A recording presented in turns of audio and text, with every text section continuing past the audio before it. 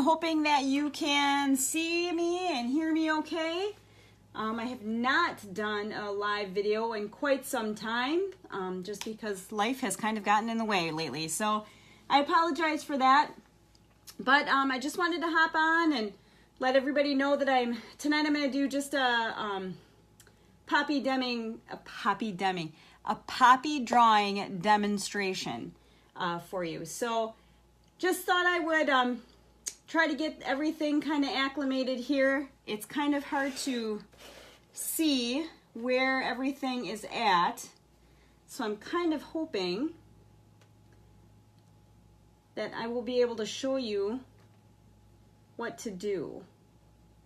So if you are here, please make sure to say hello and let me know that you're here while I'm trying to figure out the best way to do my paper here so that everybody can see, because it's kind of hard for me to tell.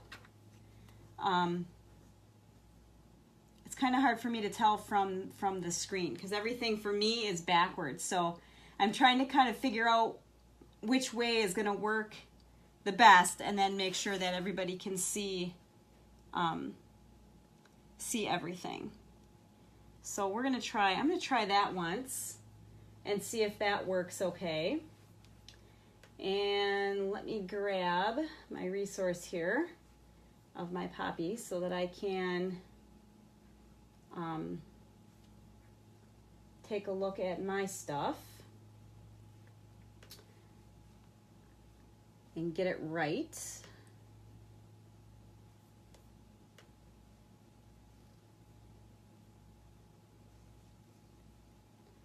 All right.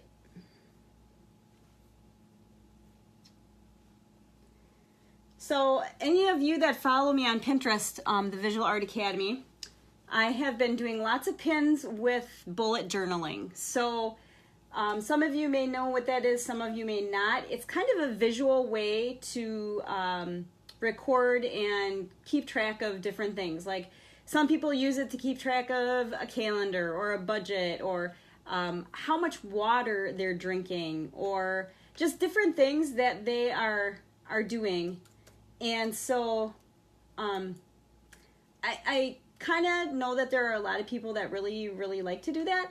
So I've been kind of picking out cool posts or cool pins on Pinterest and putting them on there for people to follow if they wanted to follow. So hopefully those are helpful for people that like to do the bullet journals. So, all right, so let me quick, I'm going to bring this forward so that I can see it better. There we go. And there we go. All right, perfect. All right, so starting the poppy, I'm going to start out with the petals. And with the petals, what I need to do is I'm just going to bring out like a side petal. Okay. From that side petal, I'm going to draw the other side.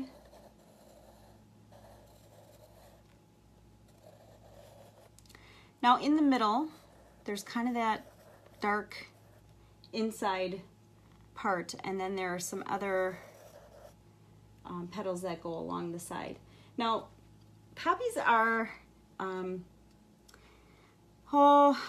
don't know how to say it. They're kind of a papery kind of flower. They're the petals are really delicate. So when I'm drawing the petals, I almost have to kind of think of them as almost like being paper. And they're very delicate. Okay. They have a very, not super thin stem, but a thinner type stem. There's a little kind of like a star kind of shape in the middle. And then there's just these dark little what they're called, like the stamens that kind of come from that center. Okay, so you can see that our flower is drawn. That didn't take very long at all. I'm going to be adding some color to it as well. So what I'm going to do, most poppies are kind of a reddish orangish kind of color. I'm going to always start with my light colors first. I'm using Prismacolor colored pencils. I love Prismacolors. They are a lot less base or wax and a lot more pigment. Some people prefer more of an oil-based colored pencil. These are wax, and I just appreciate them and how they behave on paper. So you have to kind of choose which kind of colored pencil you like best. So I'm going to start with my yellow, and I'm going to go in with some of this yellow color, and we are going to get into using value in things too.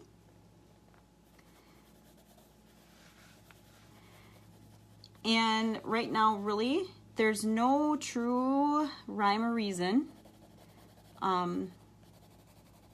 where I'm adding the yellow by itself. It's just the areas that I want to be lighter.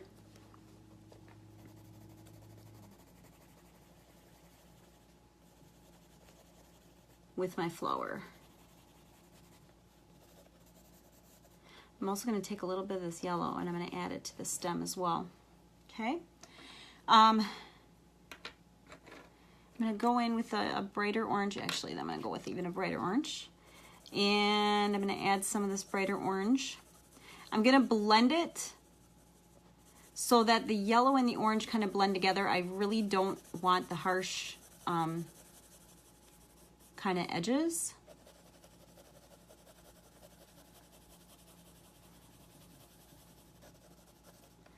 And let's see, I'm going to go in with my eraser.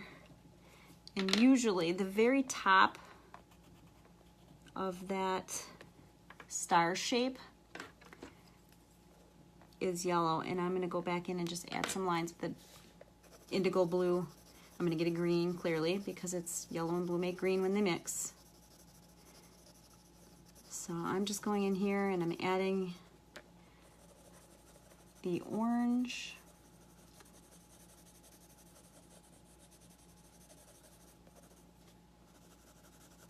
I apologize if the camera is shaking just a little bit. I've got a holder attached to my table here, and it's not the best way to do this, but it's the only way I got. So we're just going to use what we've got.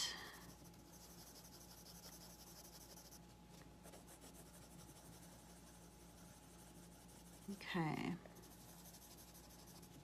I really like how those colors are mixing. They're really mixing nicely together.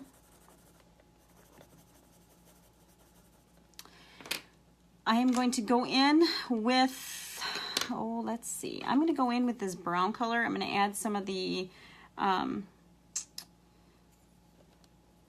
darker brown kind of down inside here. I'm also going to add some blue in there with the indigo blue again. If I do flat, if I do black, it ends up being just way too flat. So by mixing brown, blue, I'm going to put a little bit of orange in there. It's going to make it so it's not so flat. And then I can go in and I can add those details with the black. Because if I would add the black on top of black, you know, you wouldn't see anything. That would be kind of silly.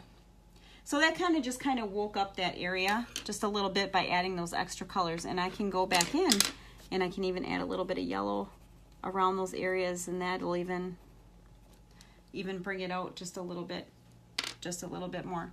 So now what I'm going to do is I'm going to go in with a dark red, and the petals that are underneath, I'm going to darken up just a little bit where there would be a shadow and where there would be overlapping. Now my pencil, I drew a little bit darker than what I normally would just because I wanted you to be able to see it on camera.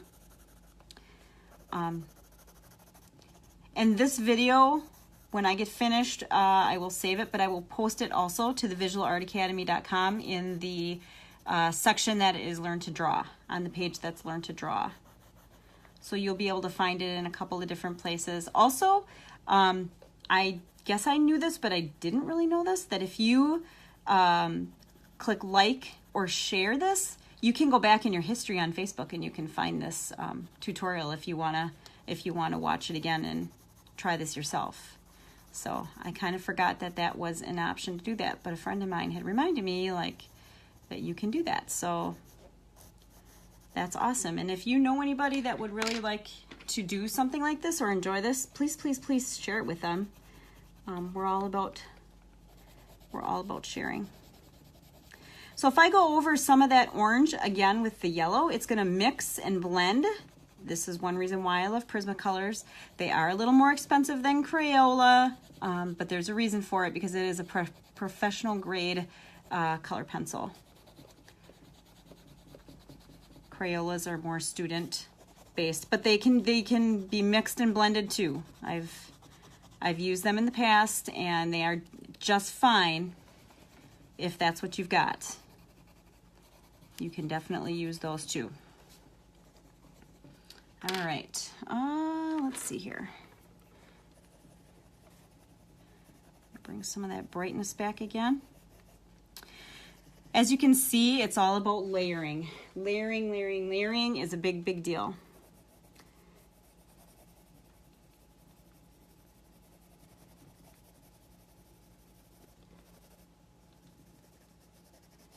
So I'm just going in and adding some of that brightness back to that flower again.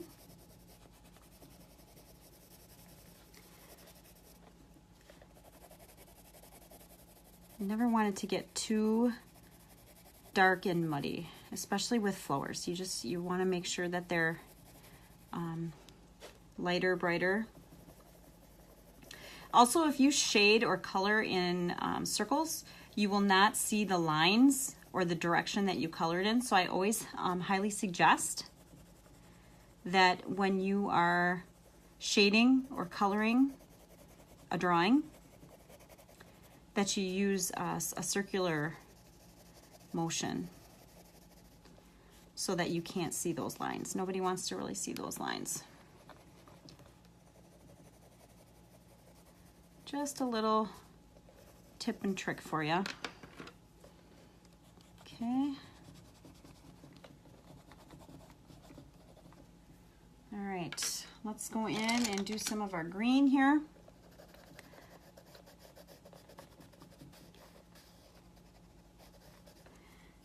I'm going to go back in with a little bit of my indigo blue because the light green has so much yellow in it.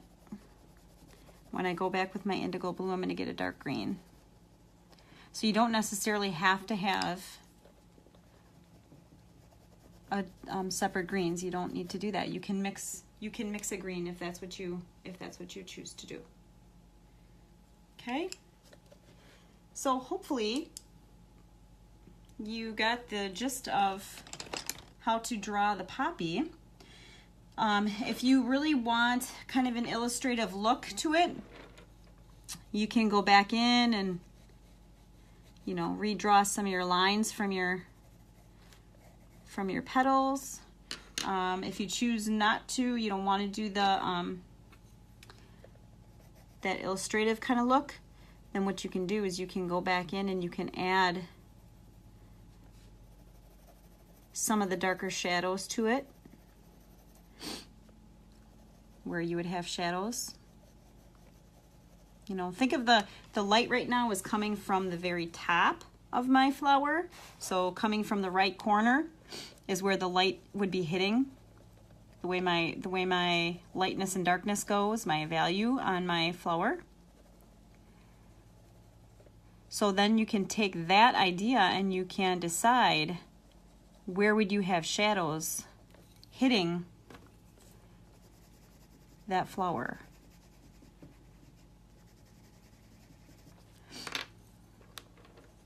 with that idea, then you get a better gist of where your darks and lights would be.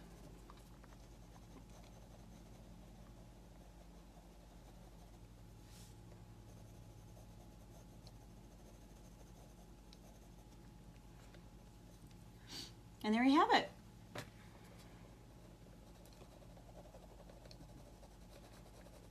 Just gonna add that little bit of shadow in there from the flower.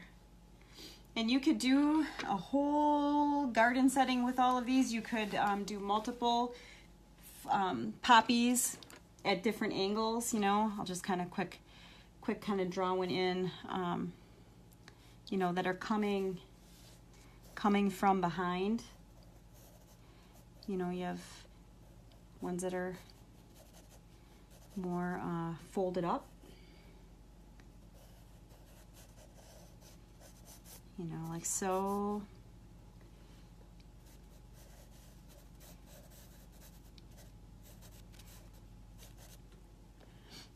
You know, so that they're not all, you know, wide open. You can have some that are partially open.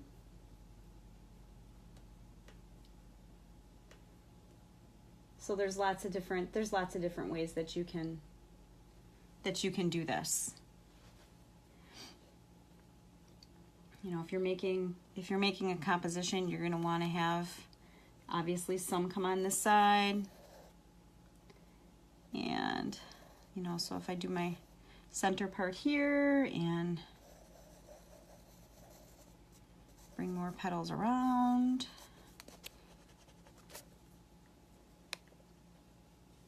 And do something more, you know, more like this.